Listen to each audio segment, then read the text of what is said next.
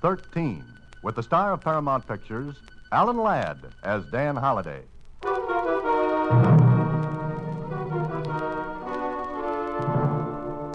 My dear Mr. Holliday, I do not address you as Box 13 because, having seen your advertisement, I was intrigued and found out who you are. You write mystery stories.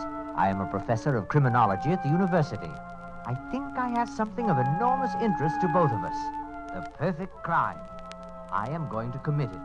Won't you be my audience? If it pleases you, come to my room.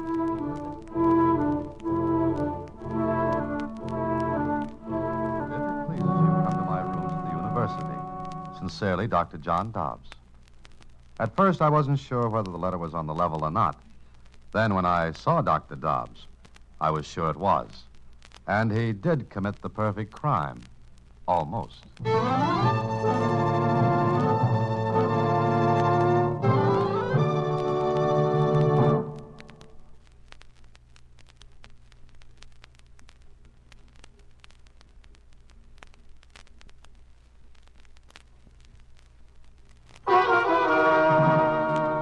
And now, back to Box 13 and Dan Holliday's newest adventure, The Perfect Crime.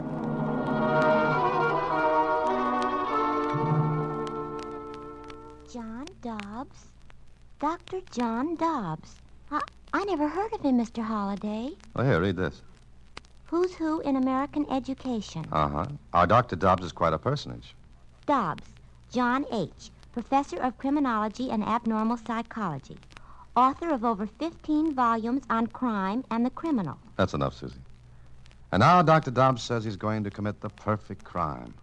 Is there such a thing? Susie, any unsolved crime is perfect. Oh, maybe he's just kidding. He's a professor. He wouldn't do anything like that. That's exactly what I'm going to find out. At least I'll have an interesting evening. Dr. Dobbs was waiting for me when I got to his rooms. He was a harmless, pleasant-looking man of about, 65. He smiled shyly as he greeted me. Hi, I'm so glad you came, Mr. Holliday. How long can you stay? All evening, my time is yours. Wonderful. You think I'm a little crazy, don't you? Well, aren't we all? Oh, I suppose so. But let's discuss the perfect crime. Now, what is a perfect crime? One that isn't solved. Yes, of course. But 9 times out of 10, the crime isn't planned. I'm speaking about a planned murder, perfectly executed and perfectly hidden. Dr. Dobbs, you're a great man in your field. Therefore, you should know that no one ever gets away with it. Oh, why not? Because there's always some clue, some minute trace that leads directly to the murder. Oh, true. But suppose there were no clues, none at all. But you're leaving out an important factor. And that is? The body.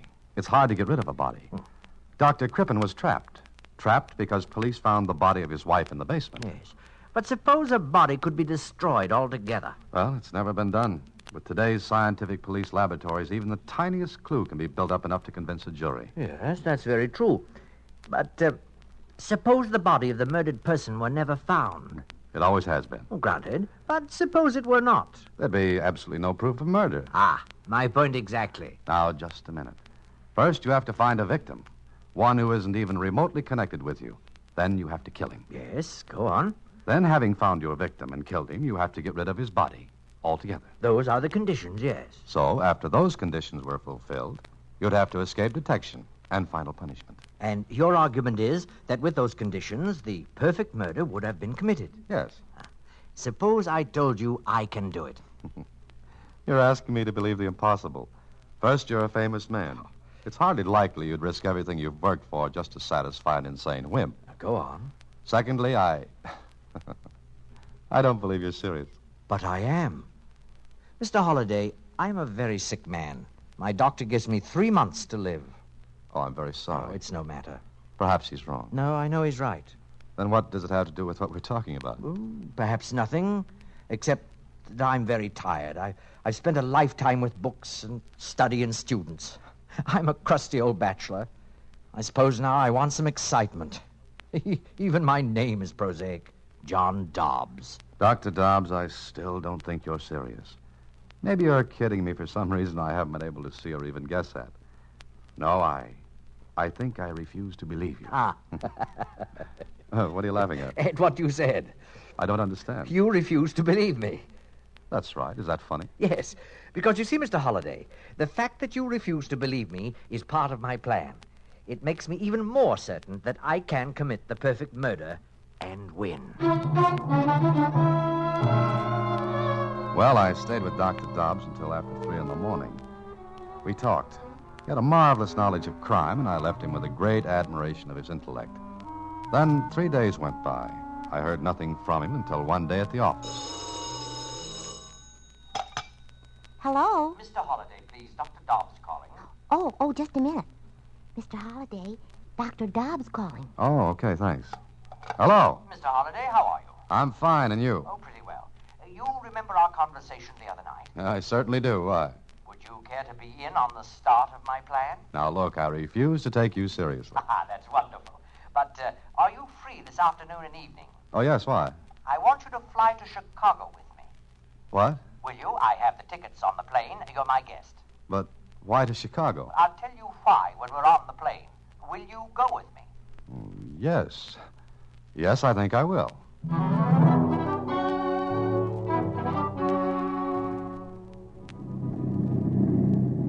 Do you like to fly, Mr. Holliday? Oh, I love it, do you? Oh, yes. It gives me a great sense of exhilaration. I'm untouchable up here. Why are we going to Chicago, Dr. Dobbs? Here, read this newspaper account of a murder.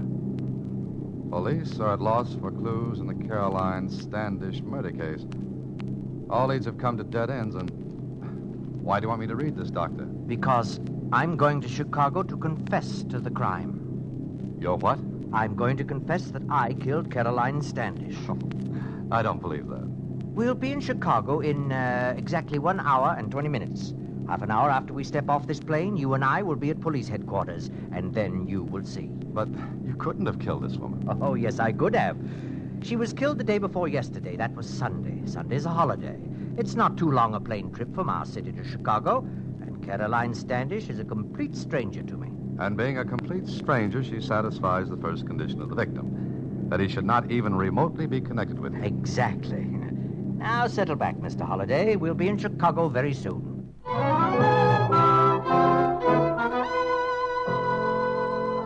All right, now, let me get this straight, Dr. Dobbs. You say you killed Caroline Standish. Yes, I killed her, Lieutenant. And you say your name is Holliday. That's right. Mm-hmm. Well, Dr. Dobbs, we've checked on you since you first came in here an hour ago. We've got quite a bit on you. Your books, for one thing. I've enjoyed those. Now, suppose you tell us how you killed Caroline Standish. It's very simple. I shot her. Oh? What kind of a gun? A .38 caliber. That was in the newspaper. I know. Mr. Holliday, what do you know about this? Oh, nothing, except that Dr. Dobbs asked me to come here with him. I see. Well, you can both go home. Thank you, Lieutenant. It's not very often that a murderer is sent home scot-free. Why are you letting him go, Lieutenant? Look, Caroline Standish was killed with a .38, yes. But 2 hours ago, we found the killer. He had the gun in his possession. Oh. Then I am free to go. As fast as you can get out the door. Oh, thank you. Come along, Mr. Holliday. I'm afraid the lieutenant has his killer, and it doesn't seem to be me. So we'll go back home. And then? I'll get in touch with you again.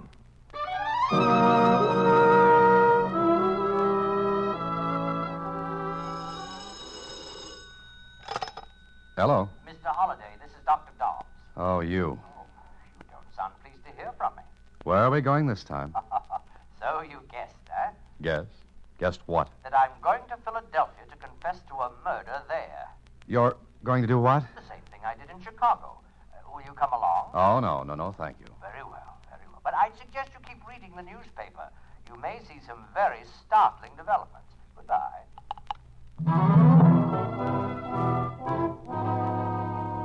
Mr. Holliday, I'm leaving for Boston this evening to confess another crime. Holliday, I don't suppose you'd care to go to Hartford with me? It's San Francisco this time, Mr. Holliday. I would like your company. Well, it went that way for 2 solid months. Dr. Dobbs confessed to every murder that hit the newspapers, and every confession was laughed at. His name gradually became as well known to the police departments of the country as those of the public enemies number 1 through 20. Then he came to see me at my apartment. Well, Mr. Holliday, what do you think now? Look, Mr. Dobbs, I don't know what you're doing, but please, why don't you cut it out? Oh, are you feeling sorry for me?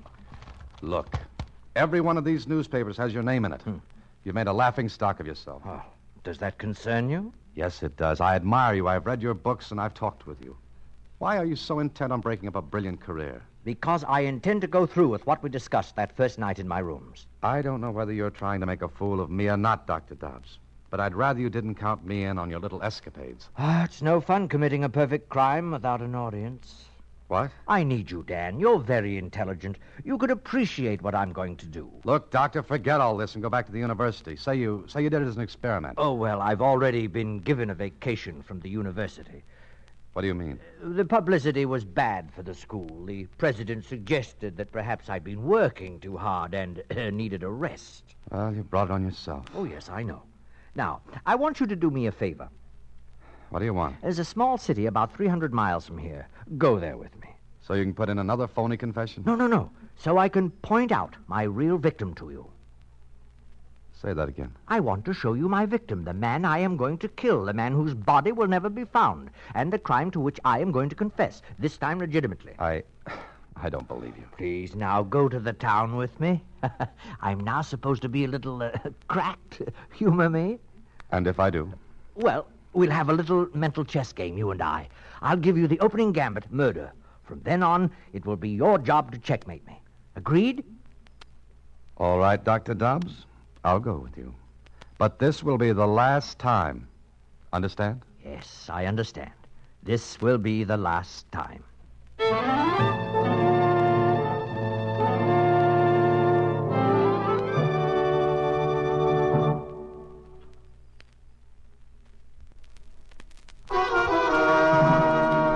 Now back to The Perfect Crime, another Box 13 adventure with Alan Ladd as Dan Holliday.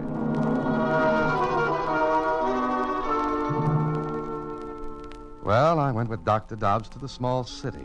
And he took me to a restaurant. He seemed to be looking for someone when suddenly... Look, Dan. There he is. Who? The man I'm going to kill. The one who just came in? Yes. Look at him. Describe him to me. I want you to be able to recognize him any place, under any conditions. What for? Please. Just do as I ask. Well, I see a man about your build. Yes. A little younger, perhaps. Yes. Nondescript. His name is Alexander Ferris, and he's a buyer for one of the department stores here. How do you know all this? I looked all over for a victim, and then one day I saw him in our city. I followed him, found out he lives here. Oh, he doesn't even know he's going to die. Dobbs, let's cut out this nonsense. But it's not. Ferris is a bachelor. He lives in a boarding house. Once a month he takes a trip to our city to buy for the store here. Go on, you're not finished. No, I'm not. I was going to add that Mr. Ferris is going to make one more trip to our city, and that one will be his last. Tell me one more thing. Why did you pick him? Because he seems the logical one. He does things by routine. He stays at the same hotel in our city. He takes the same train there and back home here. Oh, I hate monotony. Uh-huh. Now, suppose I should walk over to Mr. Ferris and tell him that a madman is going to kill him. Go on, try it. You know what he'd do. Yes, I think I do. He'd look at me as though I were the madman. Then he'd call for the police, and I'd be stuck in a nice cell until the police decided I was harmless. Exactly. All right, Dan. We're finished here. You've seen the victim. Now we'll go back home, and I'll let you know when the game begins.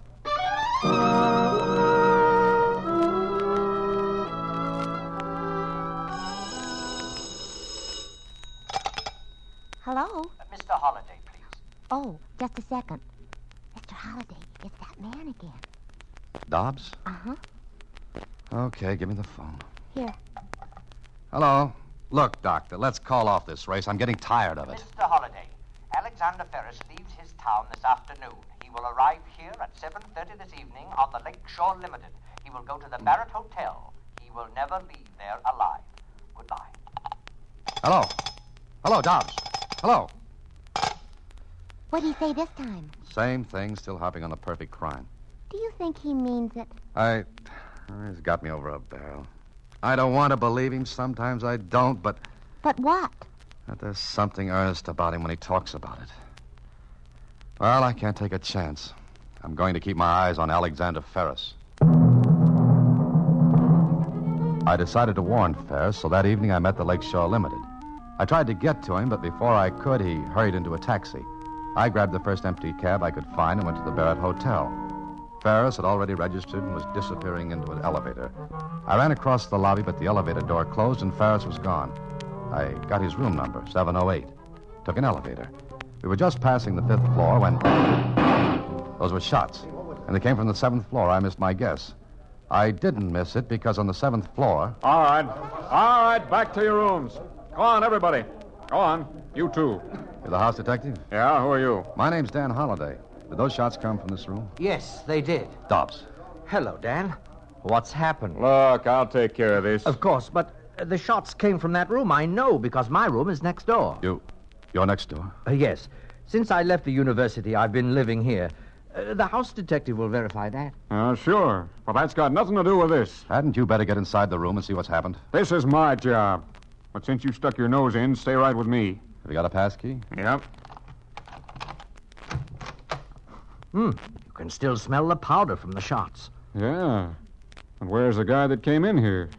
Look in the bath. Close that door. Now, you two stay right there. I'm going to give this place a look-see. Something fishy here. So your curiosity got the better of you, eh, Dan? You're next door, huh? Yes, convenient, isn't it? Where's Ferris? He's dead. You shot him, I suppose. I killed him, yes. I saw him get on the elevator and come up here. All right, you saw that. What then? Where is he? I don't get this. There ain't a sign of the guy anyplace. But there's his hat, top coat, and valise on the bed. Which proves he came in here.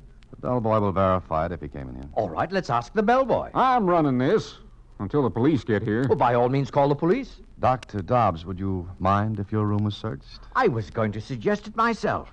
There ain't no fire escape. Nobody fell out the window. And nobody's here. Oh, please, let's look in my room. Then you can question the other guests on this floor. Okay. Come on, you two. Out of this room. Well, Dan, what do you think now? I don't know. Maybe I've stopped thinking. Well, the case was a sensational one. 2 shots fired, no body, and no Alexander Ferris. 2 days later, Dr. Dobbs visited me in my apartment. Well, Dan, have you made any headway? I'm not trying. Oh, yes, you are. It intrigues you, doesn't it? It's a hoax. The whole thing is a hoax. Not the whole thing, Dan. I give you my word of honor that I killed Ferris. Will you tell the police that? I already have. I confessed. You what? But they laughed at me. You see, I'm known now as a crank. I confess to all murders. Where is Ferris's body, Holiday? How did I get it out of the room? You didn't. You couldn't have. The other guests rushed to the doors after the shots. The only stairways are at the ends of the corridor. You couldn't have carried his body without being seen. Correct. And the bellboy verifies the fact that Ferris entered his room next to mine. And yours was empty. So, what have you got?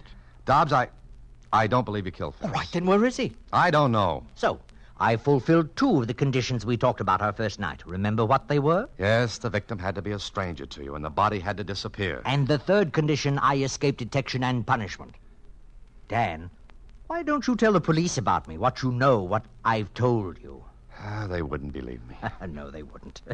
But, Dan, I swear to you that I killed Ferris. If you figure out how I did it, I'll admit it and take my punishment. I am not the police. No, you're not. But you know more about this than they do. I swear to you again, Dan, you have the whole solution in your head. All you have to do is put together the pieces of the puzzle. It's really very simple. Well, goodbye, Dan.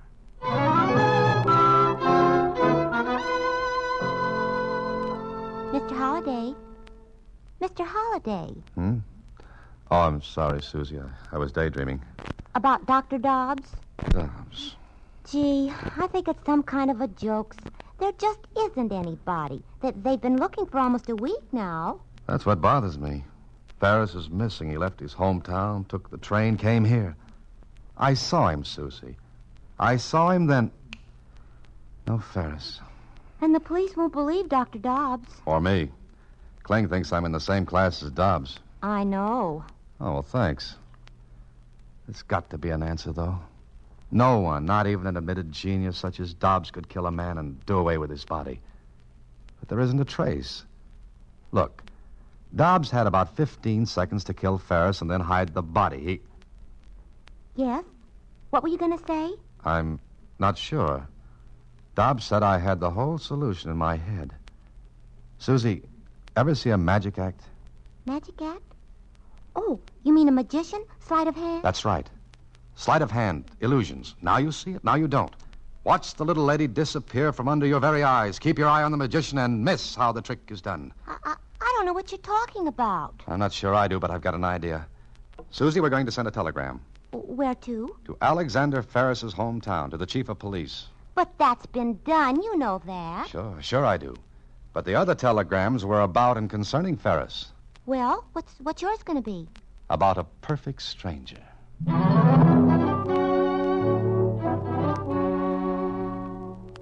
Well, I was shooting in the dark, but I hit. The answer I received to my telegram made me sure I had the solution to Dr. Dobbs' illusion. Smart police work in Ferris's hometown proved it. So that night, I went to see Dobbs. It's nice of you to come to see me, Dan. I was wondering if you'd forgotten me. Everyone else seems to have done so. No, you're not forgotten, Dr. Dobbs. Quite the contrary. Oh? How do you mean that? Just the way I said it. May I sit down? Certainly, please do. Thanks. May I offer you a drink? Oh, no, thank you. Mind if I have one? Please do.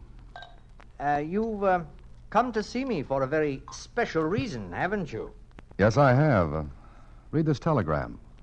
It's from the police in Ferris's hometown. Huh? Did you guess or did they? I did. I'm glad. Glad you were my audience. It was fun playing to you. Yes, you were the magician. I was the kid in the audience with his mouth open and his mind closed. Magician? Not quite. Oh, yes. Like the trick where the magician shows the audience a nice big red ball. He gets them used to seeing it. He conditions them to its size, its shape. Then he covers the ball with a handkerchief, makes a mystic pass, and the ball is gone. Go on. What then? But the ball never disappears. It never goes under the handkerchief. All the audience sees is a similar shape outlined under the silk. Yes, I'm very happy I chose you as my audience. I'm not. I don't like to be the one to catch you. Why not? I took the risk. Ferris never came to this city. You got off the Lakeshore Limited that night. And what else, Dan? You called me and told me Ferris would come here. That day, in his hometown, you pointed him out. You made me take a good look at him. About your height and build. I even mentioned that, I think. Yes, you did. Go on. Before he left, you came here. You intercepted him, killed him, in his own hometown.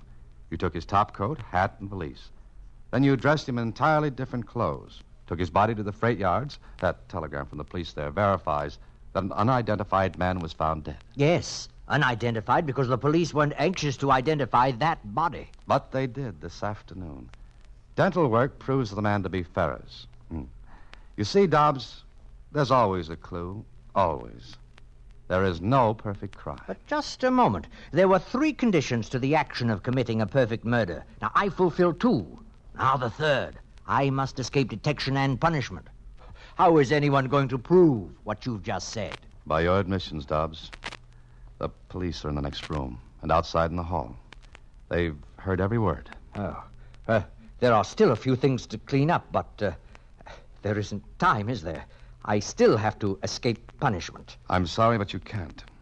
Okay, boys, come on in. Well, the police. But, Dan, I still say I fulfilled the last condition, to escape punishment. It's a good thing you didn't take the drink I offered you. I knew as soon as you came in that you had me.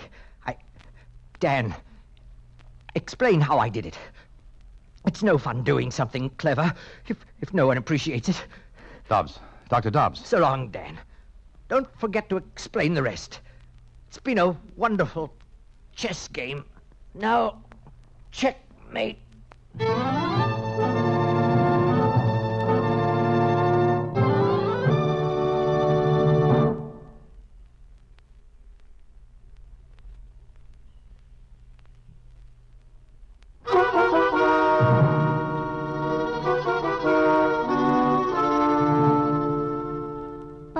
How did he kill Mr. Ferris in the hotel? I told you. He didn't, Susie. He killed Ferris in the man's own hometown. You see, I thought I'd followed Ferris to the hotel from the station, but I had followed Dobbs. And then? Very simple.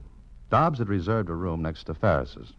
Then, disguised as Ferris, he went into the room Ferris had reserved.